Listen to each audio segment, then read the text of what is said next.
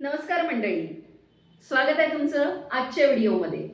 तर ना मी आज तुम्हाला एक प्रश्न विचारते, बुद्धी महत्वाची की मन महत्वाचं, किंवा तुम्ही बुद्धीने निर्णय घेता की मनाने निर्णय घेता.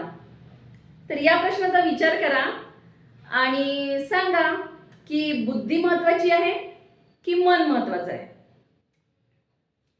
तर आता मी एक गोष्ट अशी सांगते, मन जे आहे ना हे आपलं कंट्रोलर आहे. ज्याची मनाची शक्ती चांगली तो ना नेहमी योग्य निर्णय घेईल, योग्य मार्गाने जाईल, त्याच्या जीवनात तो जे काही करेल ते योग्य करेल. जर त्याच्या मनाचा विकास झालेला असेल तर. आणि जर तो बुद्धीने चालत असेल तर मग ती बुद्धी आहे ना त्याच्या मनावर हवी होते. जर तो बुद्धीने चालत असेल तर बरं, बुद्धी ही नेहमी मनावर हवी होते.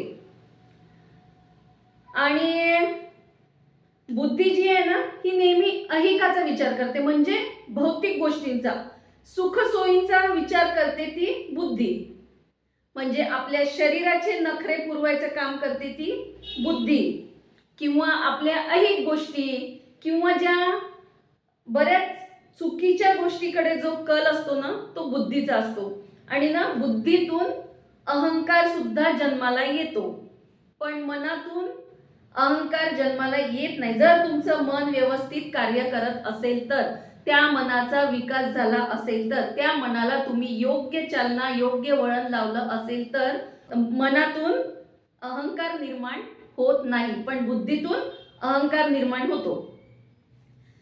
तर ना मन हे नेहमी आपलं कंट्रोलर आहे. आणि मनाचे ना सुद्धा, मनामध्ये सुद्धा ना एक आपलं सूक्ष्म मन सुद्धा असते. त्याचा परिचय म्हणजे त्याची प्रचिती प्रत्येकाला येते नाही येत मला माहित नाही, पण आपल्या आतमध्ये एक सूक्ष्म मन सुद्धा असते आणि ते सुद्धा तुम्हाला वारंवार सांगत असते. पहा, एखाद वेळी ना कधी कधी जर आपल्याला कुठली गोष्ट करायची असेल, आपली बुद्धीनं आपल्याला सांगत असते, हा हे कर तू, काही होत नाही, कर तू.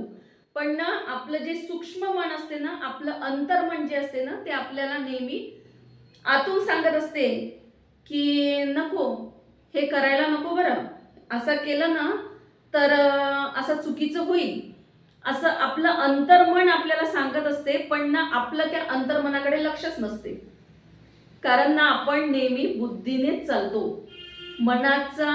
मनाने आपण निर्णय घेतच नाही, आपण नेहमी बुद्धीने निर्णय घेतो, विचार करतो.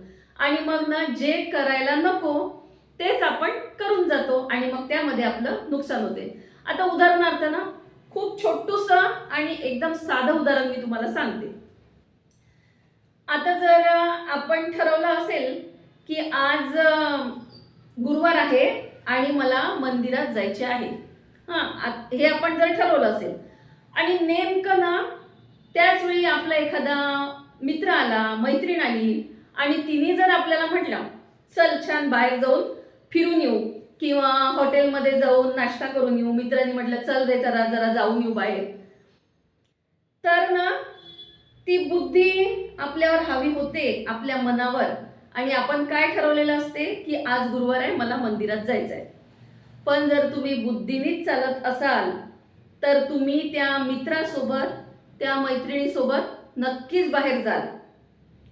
आणि मनाने जर तुम्ही विचार करा, मनाने जर तुम्ही निर्णय घेत असाल, मनाचा विकास जर झाला असेल, तर तुम्ही काय म्हणाल, अरे जाऊ दे, ते बाहेर वगैरे काही जाऊ नये, आज गुरुवार आहे, चल छान पैकी ना आपण साईबाबाच्या मंदिरात जाऊन येऊ.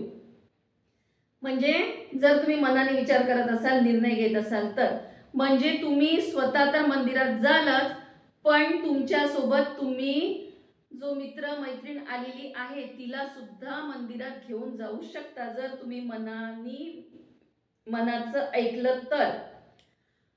आणि मग मंदिरात गेल्याने काय होईल, काहीतरी वेळ तुम्ही पॉझिटिव्ह वेव्ज मध्ये राहाल, सकारात्मक वातावरणात राहाल. तुमच्या मनामध्ये त्या वेळापुरती तरी ना एक चांगली भावना मनामध्ये निर्माण होते. एक वेगळ्या, तो मंदिरात गेल्यावरचा वेगळा काहीतरी एक फील असतो, तो तुम्ही नक्कीच अनुभवाल. आणि जर तुम्ही बाहेर गेलात तर तुम्ही या गोष्टीपासून वंचित राहाल आणि बाहेरचं वलय, बाहेरच्या ज्या काही गोष्टी आहेत त्या तुम्ही स्वतःभोवती धारण करून घेणार. मंदिरात गेल्या तर अनुकूल कर्म घडेल, बाहेर गेलात तर प्रतिकूल कर्म घडेल. एवढं म्हणजे एकदम सोपं उदाहरण देऊन मी तुम्हाला सांगितलं आहे की मन आणि बुद्धी कसं कार्य करते. आणि जर तुमच्या मनाचा विकास झाला असेल तर तुमचं मन त्या बुद्धीला भेद करून तुम्हाला प्रॉपर गाईड करते की तुम्ही काय केलं पाहिजे. आणि ना ह्या दोन्ही गोष्टी ना आपल्या जीवनामध्ये अत्यंत महत्वाच्या आहेत. बुद्धी पण पाहिजे, मन पण पाहिजे, पण ना कुठे आणि कोणत्या वेळी कोणत्या गोष्टींनी चालायचं हे सुद्धा आपल्याला कळलं पाहिजे. तर ना बुद्धीला कधीच मनावर हावी होऊ देऊ नका. बुद्धी जर मनावर हावी झाली तर त्यातनं चांगलं काही निघेल असं मला वाटत नाही. म्हणजे असं माझं विचार आहे बरं. मी आतापर्यंत जे काही अनुभवलेलं आहे त्यातनं मी तुम्हाला सांगते, जर बुद्धी जर मनावर हावी झाली तर त्यातनं निघणारं जे आउटपुट आहे ते निश्चितच चांगलं राहील याची काही गॅरंटी देता येत नाही. तर असा हा छोटूसाच व्हिडिओ होता आणि तो मी तुमच्या पुढे मांडलेला आहे बुद्धी आणि मन याविषयी. तर पहा तुम्हाला व्हिडिओ आवडतो का? आवडत असेल तर नक्कीच मला कमेंट्सद्वारे तुम्ही कळवू शकता.